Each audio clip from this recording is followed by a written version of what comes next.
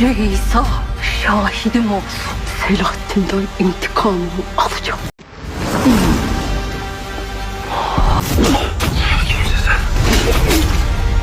Bu akın onları hizaya getirecek.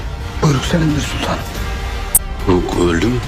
Bu son şansın olabilir.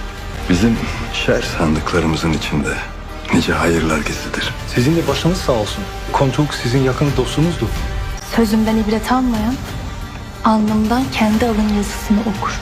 Menzil neresi?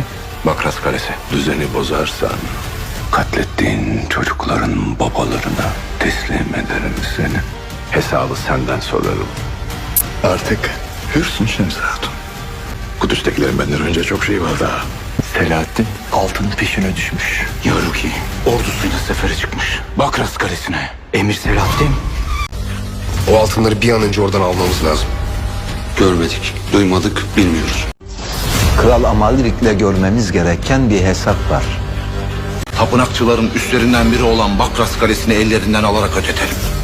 Yalnız birine daha ihtiyacımız var. Kime? Şemse. Zengileri başımızdan def edecek bir çare bul. Anlaştık.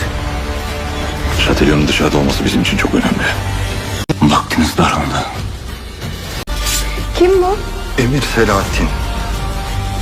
Yakıcı bir veda. Sesinde biraz ümit var sanki.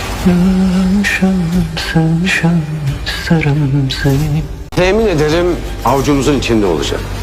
Kudüs'e yürüyecek. Bazı esaretler insanı cesaret sahibi yapıyor. Sefer için hazır olun.